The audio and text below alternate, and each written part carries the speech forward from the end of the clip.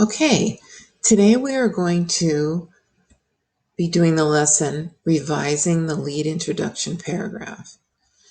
I would like you to have slide 7 open and your rough draft with your free write open.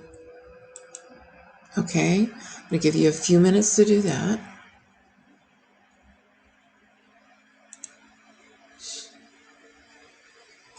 And while you're getting open, I'm just going to talk a little bit.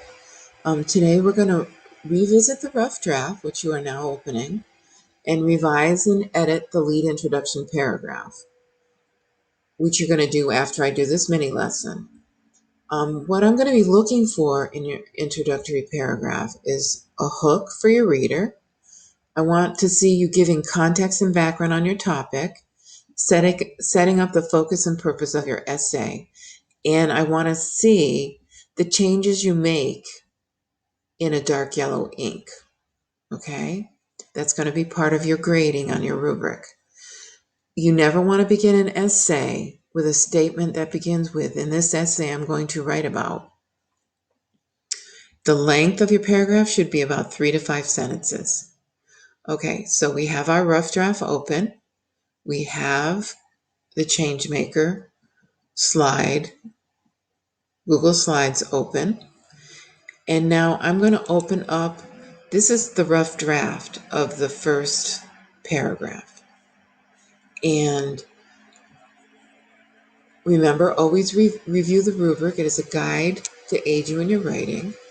Supporting details show perceptive evidence of critical thinking and analysis.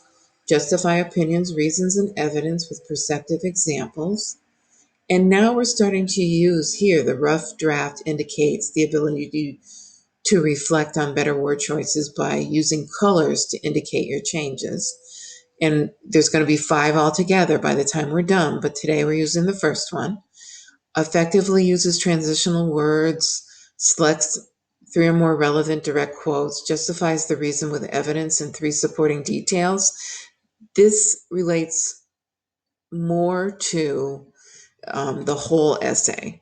So we're going to focus on criteria A today. So the task again is to revisit the rough draft and revise and edit the lead introduction paragraph.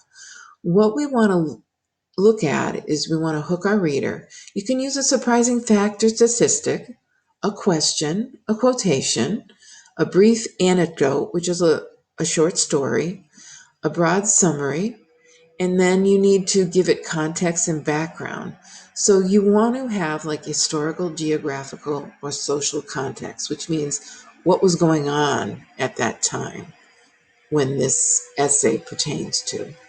Are there any definitions of unfamiliar terms that you might add in there? Then set up the focus and the purpose of your essay. The opinion claim statement clearly shows the essay focus. Everything in the introduction, which is the introduction paragraph, is then explained further in the body of the essay. And then we're going to use dark yellow ink to document any changes. When you revise or edit, we're going to see that in dark yellow. Now I'm going to read it through. In the 1800s, women and men of color in the United States did not have the same rights as white men. It was against the law for them to vote, and married women did not have the same rights as their spouses. A woman named Susan B. Anthony was a courageous risk taker who advocated social change through promoting movements to abolish slavery, to grant women and men of color the right to vote, and to improve rights for married women. These movements, including holding protests, marches, and rallies to try and change the Constitution. Now we have the opinion claim statement we already worked on. This part about in the 1800s, women did not have the same rights, married women didn't have same rights as their spouses. That to me is the historical or social context. So we have 2 and 3. What we need to worry about is the hook, your reader. Now, I'm a fan of quotations. So if I remember right, I believe it's this one, had quotes. So I'm going to click up the Explore tool. I'm going to click on the sticky notes, and I am going to Control Copy, Control V to paste, search, and this website comes up, which is the one that I believe has the quotes. Let's see if my memory's good. So we're going to do Susan B. Anthony, and I'm going to scroll down. Yes, here we go. I just want to make sure the video doesn't start. There we go. Let's turn the voice off. Now we go to the quotes, and we want one that relates to the whole essay. So you have to read them and you have to think about which one works best. I declare you that women must not depend upon the protection of man, but must be taught to protect herself, and there I take my stand. That has to do with, I think, marriage more than it does the whole claim statement. I distrust those people who know so well what God wants them to do, because I notice it always coincides with their own desires. I think that's more of an opinion. It could fit. Let's keep going. Independence is happiness. To me, that would be more like slavery. Organize, agitate, educate must be our war cry. This sounds like protests, movements, educating society, war cry, making changes. This one feels good to me. No man is good enough to govern any woman without her consent.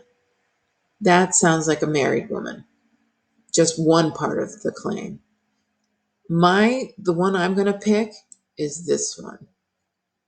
Organize, agitate, educate. So I'm going to Control Copy. I'm going to go back to my rough draft, and the hook goes in the beginning.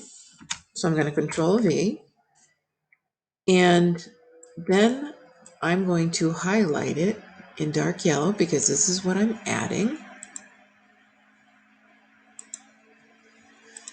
Now, we always cite our sources. So what I like about using the Explore tool is, let's see, first you want to click to make sure you're using the MLA citation for American Lit or Language Arts or US History. APA is usually science. So we have MLA. Then here is the website we used. See, these quotation marks will make, if you click on it, it gives you a 1 after the quote, and it creates your MLA citation for you. So now we have the hook, we have the context, we have the claim statement. Now, the only thing I want to think about right now is these movements included holding protests, marches, and rallies to try to change the Constitution. When I think about it, I thought it fit at first, but this is why we always revise and edit, is I believe now that this will be part of the body paragraphs. So I'm going to go here and I'm going to go to Format, Text, and I'm going to strike it through. Then I'm going to change it yellow. And then I'm going to highlight the whole thing and I'm going to put it all in the same size. Okay? So now when I see this, when I see how you have edited and revised in your rough draft, I should see yellow. And the reason I strike through, because I may want to use this sentence below in another paragraph. So I don't want to totally get rid of anything. So if we go back to the slide, we have done our task. And now you need to go ahead and go to your rough draft. And remember, ask for any questions, ask for assistance, ask for help, review the video if it helps you. You got this. Thanks for listening.